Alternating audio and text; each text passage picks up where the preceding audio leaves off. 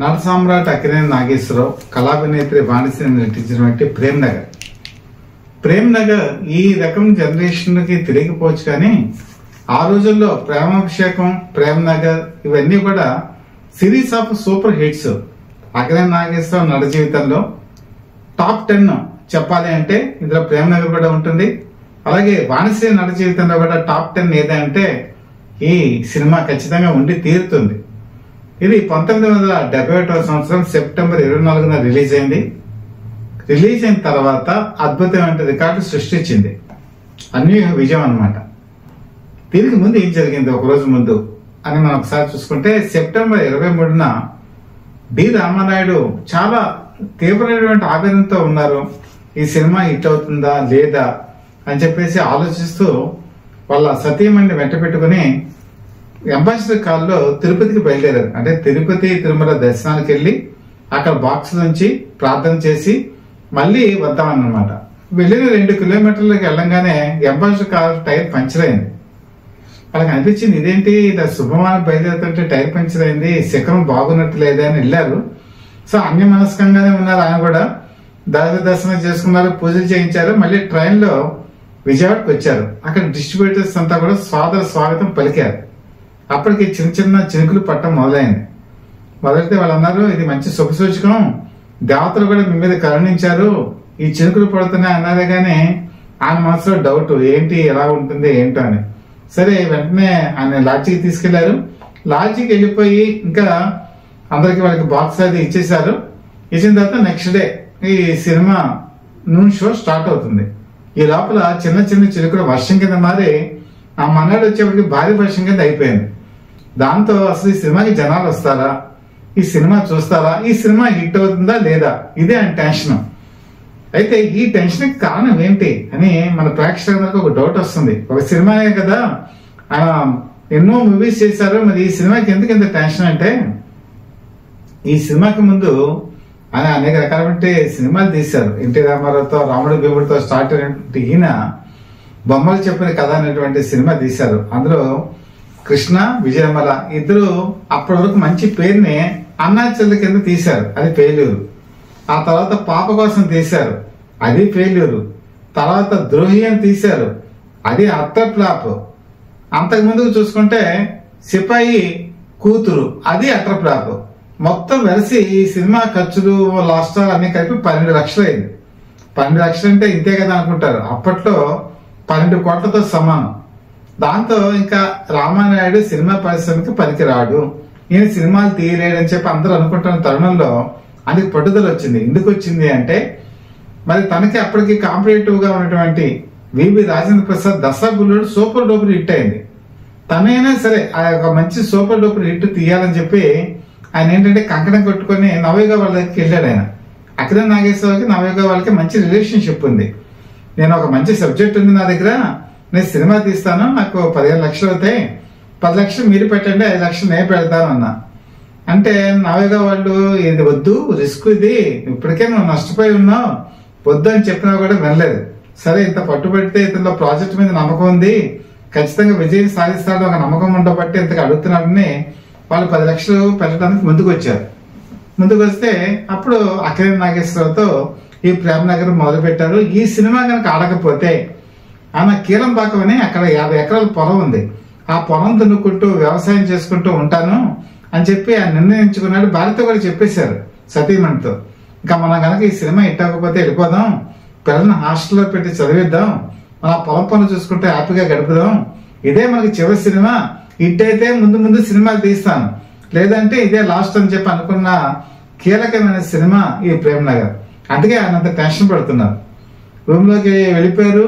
వాళ్ళందరికీ చెప్పారు, నన్ను మాత్రం ఎట్టి పరిస్థితుల్లోనూ మీరు పిలవద్దు, సెకండ్ షో అయిపోయిన తర్వాత నాకు చెప్పండి అన్నారు. అంతకుముందు ఎప్పుడైనా సరే ఆయన మార్నింగ్ షోకి వెళ్ళి అక్కడ కూర్చొని థియేటర్లో ఉండే రెస్పాన్స్ ఆయన అబ్జర్వ్ చేసేవాడు.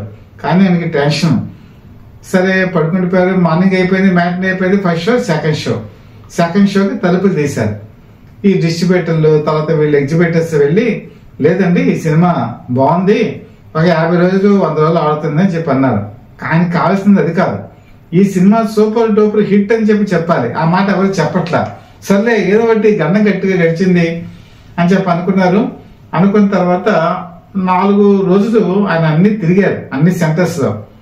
4 సెంటర్స్ ఇలా తిరుగుతున్న టైంలో భారీ వర్షం, ఎక్కడికైనా భారీ వర్షమే.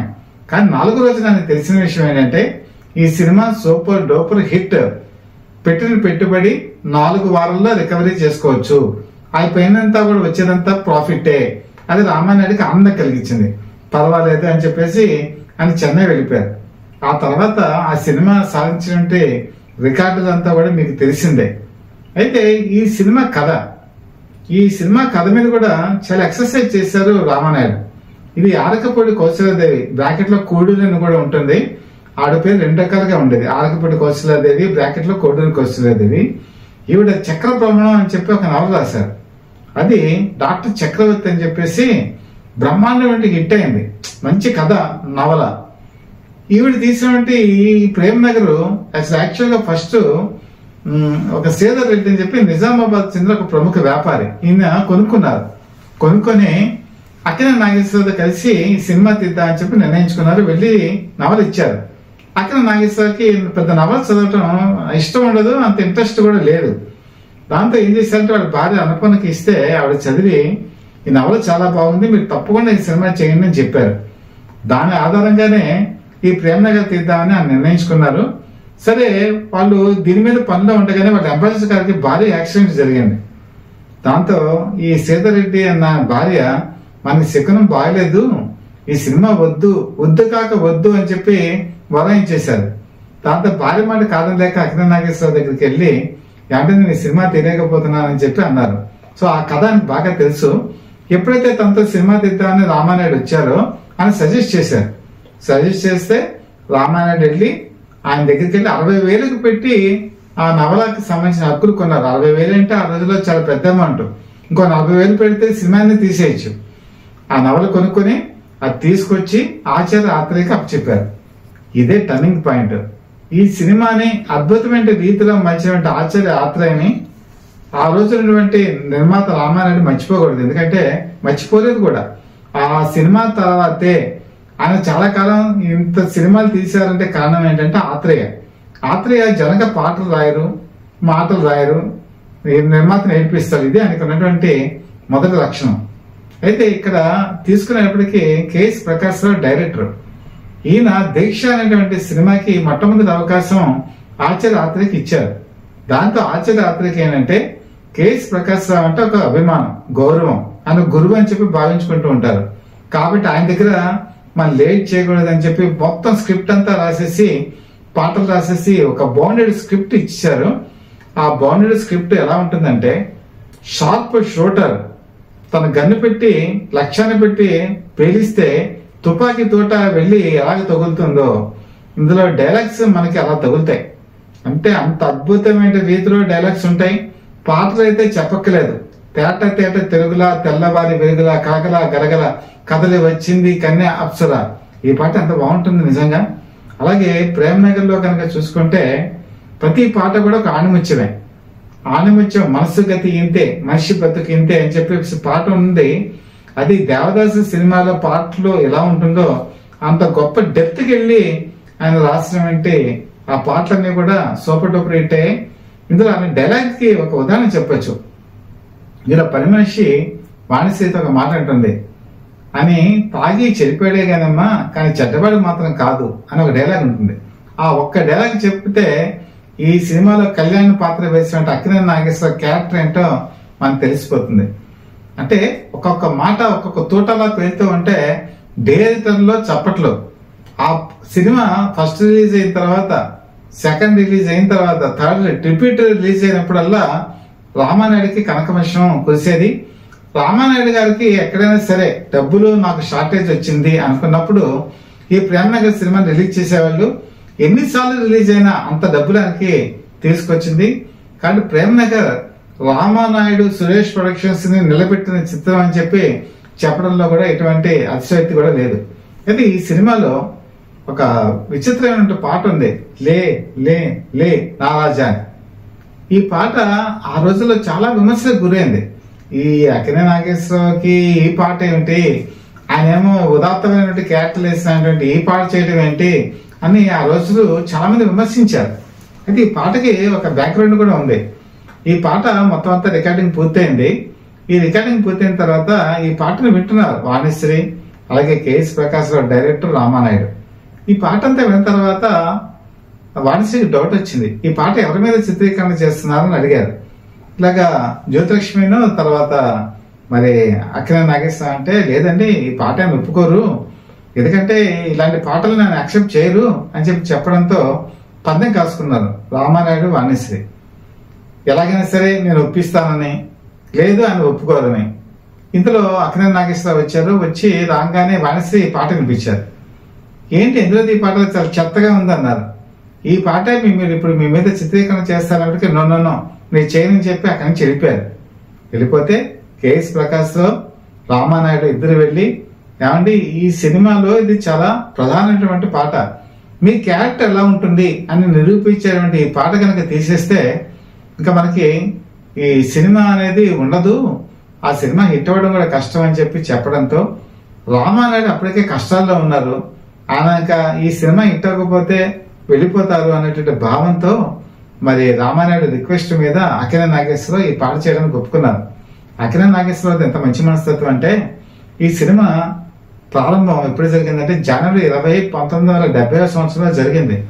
ఆ జరిగినప్పుడు ఆయన నాస్తికుడు, దేవుడిని నమ్మడు, కొబ్బరికాయ కూడా కొట్టడు ఆయన అక్కినేని నాగేశ్వరరావు. అయితే రామానాయుడు వెళ్ళి రిక్వెస్ట్ చేశారు, ఏమంటే నాకు అమ్మి తెచ్చే చిత్రం ఇది, మీరు ఎలాగైనా సరే కొబ్బరికాయ కొట్టాలి, దేవుడికి దండం పెట్టాలంటే ఆయన బాగుండాలి, నిర్మాత బాగుండాలి అనేటువంటి ఒకే ఒక్క కోరిక మీద ఆయన ఏం చేశారంటే కొబ్బరికాయ కొట్టారు, దేవుడికి దండం పెట్టారు. అంటే తనది ముఖ్యం కాదు, నిర్మాత బాగుండాలనేటువంటి ఆలోచన అక్కినేని నాగేశ్వరరావుకి ఉండబట్టే ఈ ప్రాజెక్ట్ లో ఆయన చాలా సహకరించారు. ఆయన ఎంత సహకరించారంటే ఇందులో ఒక పాట ఉంది, నేను పుట్టాను ఈ లోకం ఏడ్చింది, నేను నవ్వాను అనే పాట ఉంది కదా. ఆ పాట యాక్చువల్ గా ఆ చిత్రీకరణ చేసే టైంలో ఈ పాట రాయడానికి ఆచార్య ఒప్పుకోలే. ఒక తాగుబోతు, ఆ తాగుబోతుకి పుట్టినరోజు, ఆ పుట్టినరోజుకి ఒక పాట, ఆ పాట నేను రాయనని చెప్పి వెళ్ళిపోయారు ఆయన.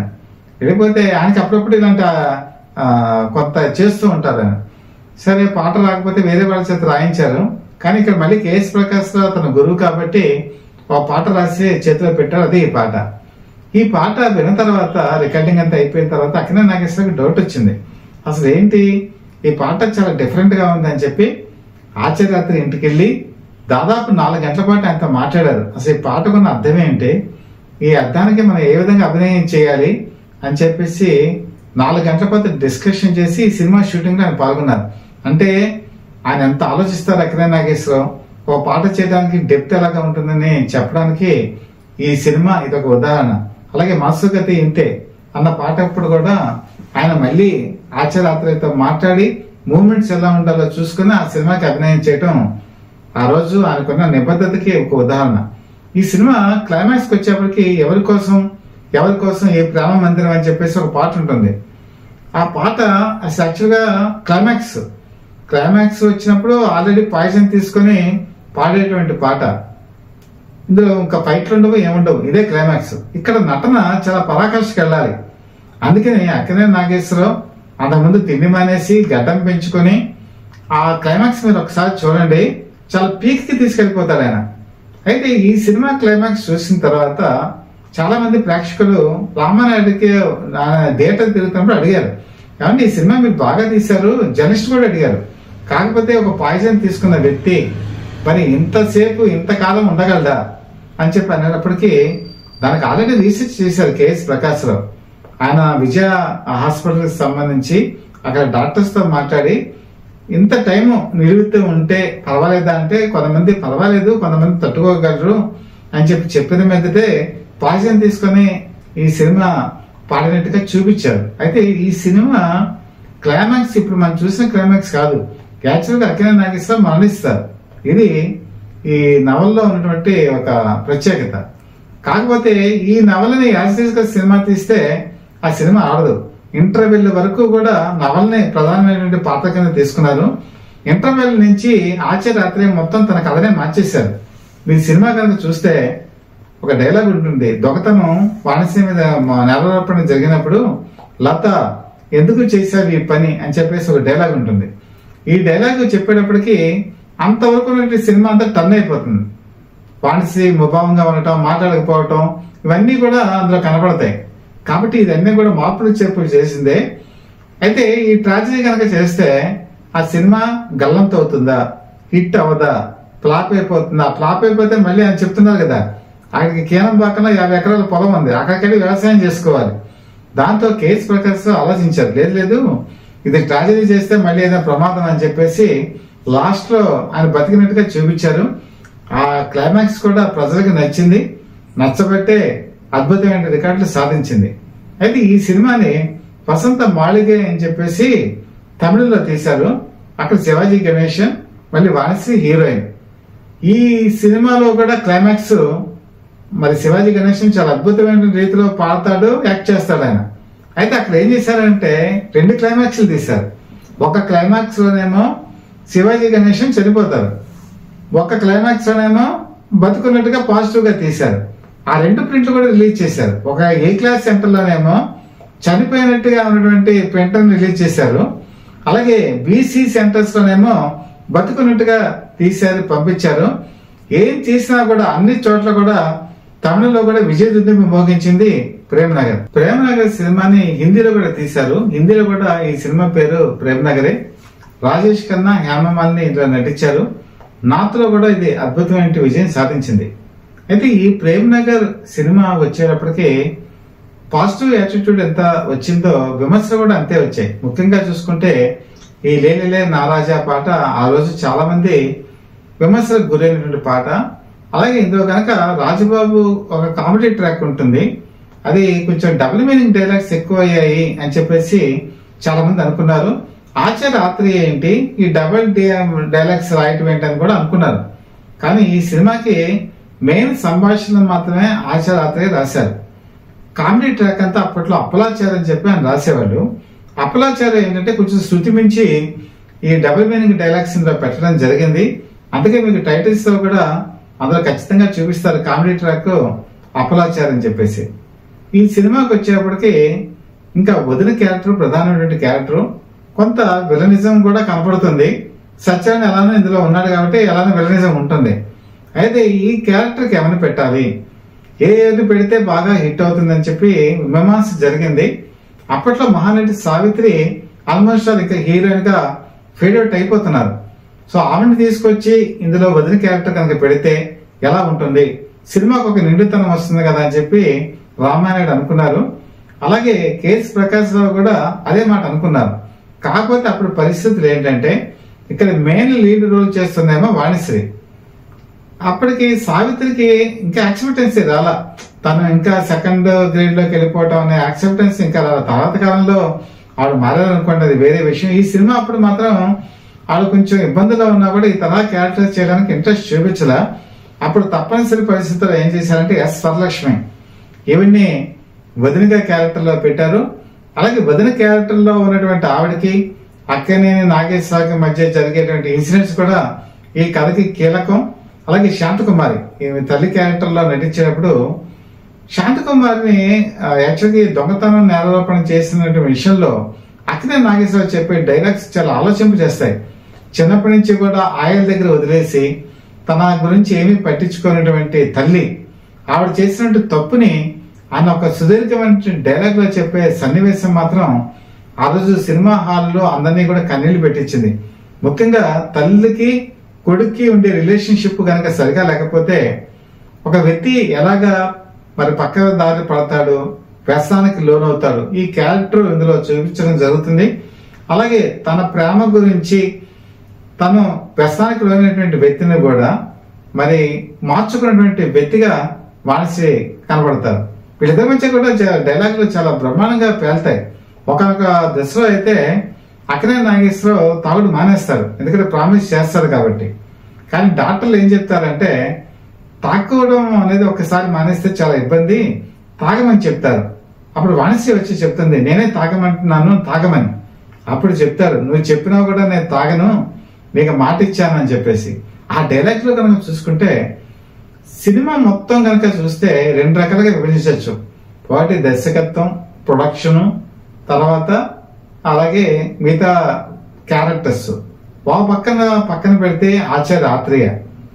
ఈ సినిమా విజయానికి మిగతా వాళ్ళంతా కూడా ఒక కారణమైతే ఒకే ఒక వ్యక్తి ఆత్రేయ ఈ సినిమాని నిలబెట్టారు. కేవలం ఆయన చేసినటువంటి పాటలు డైలాగ్స్ వల్లే సినిమా అంత రన్ అయిందంటే మాత్రం ఇది ఖచ్చితంగా ఒప్పుకొని తీరాలి. ఎవరైనా సరే దీని మీద ఒక థిసిస్ లాగా, అంటే దీని మీద ఒక పెద్ద గ్రంథమే రాయొచ్చు. ఒక డైలాగ్ రైటర్ సినిమాని ఎలా నిలబెట్టాడు అన్నది మనకి ప్రేమనగర్లో ఖచ్చితంగా చూపిస్తారు.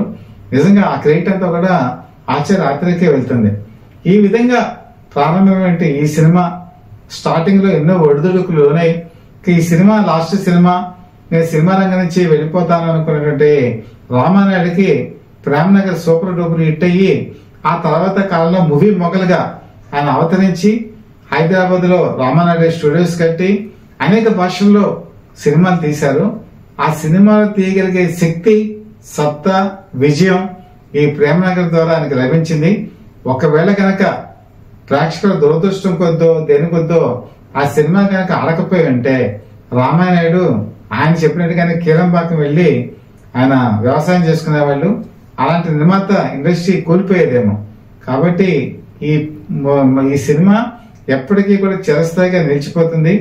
సురేష్ ప్రొడక్షన్స్ కీర్తి పతాకం ఎగరటానికి ఈ ప్రేమనగరే తొలి పునాది అని కూడా మనం అనుకోవచ్చు.